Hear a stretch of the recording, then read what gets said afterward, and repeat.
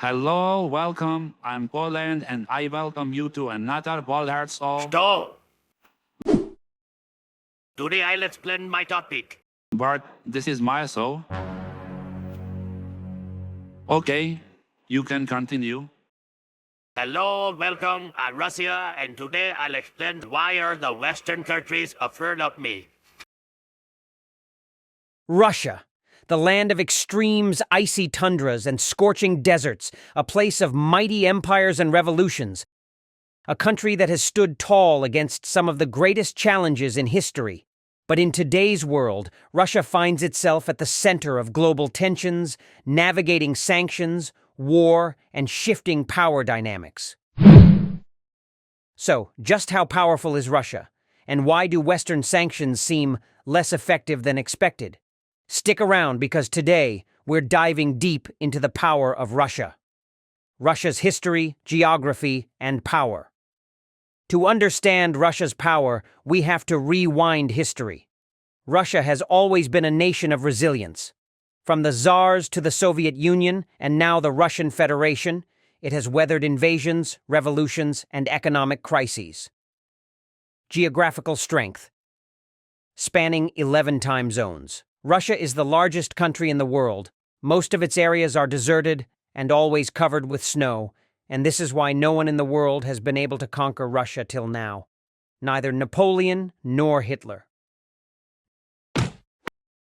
Natural resources.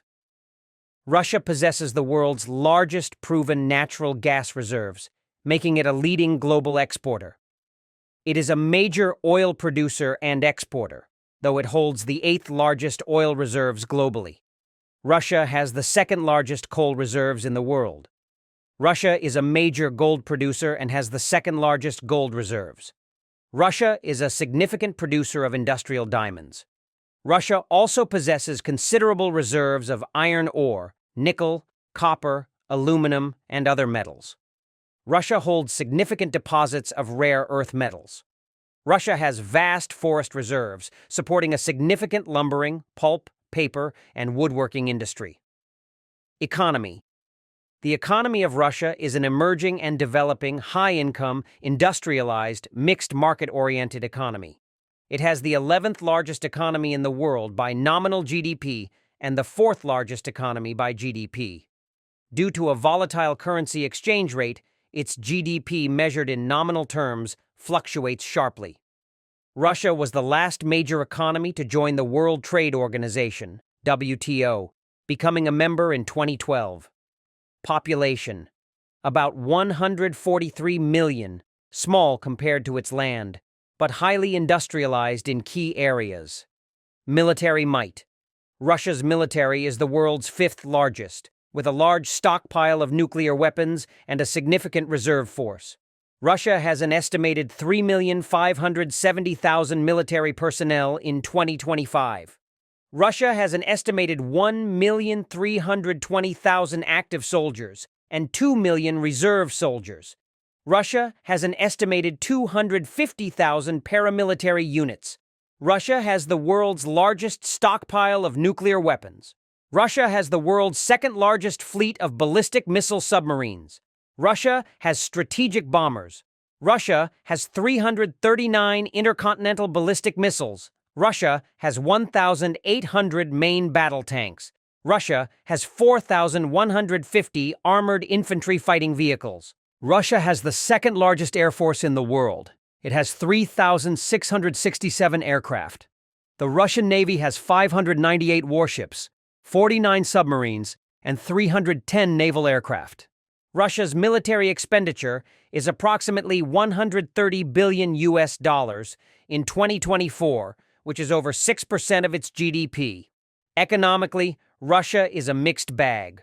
While it ranks as the 11th largest economy, it has key strengths in energy, agriculture, and defense.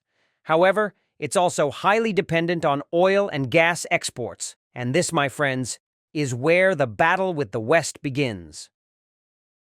Russia versus Europe. The Ukraine War and its consequences.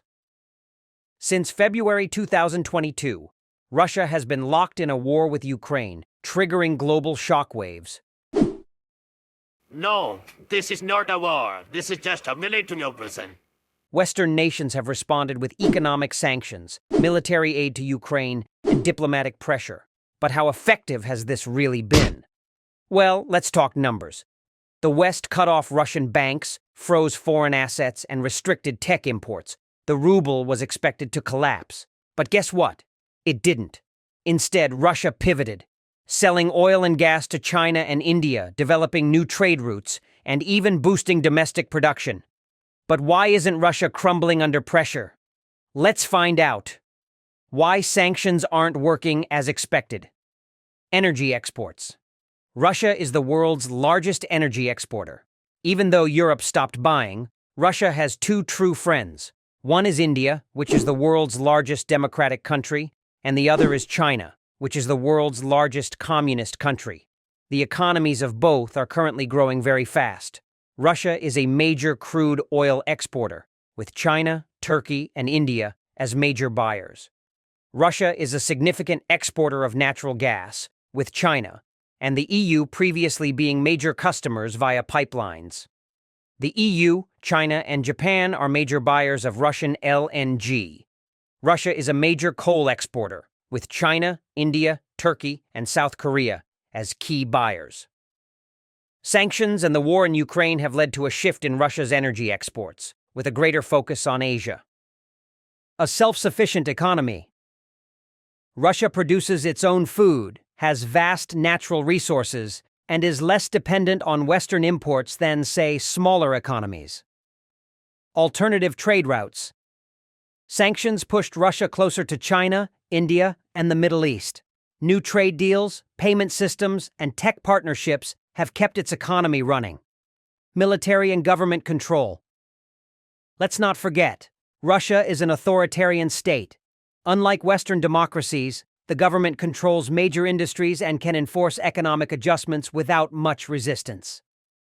How the West wants to end the war. Currently, it has been more than 3 years since the Russia-Ukraine conflict started, but still no decisive result has come out of it. This conflict has caused a lot of destruction on both sides. Many lives have been lost, and many people's lives have been ruined. That is why now America wants to end this conflict, because due to this conflict, many oppositions are being raised in this world against the dollar. Currently, U.S. President Donald Trump has stopped military aid and intelligence sharing to Ukraine. He is trying to end this conflict through a meeting between Ukraine and Russia in Saudi Arabia, and this conflict may end in the coming time. The future of global power. So, is Russia as powerful as we think? Absolutely.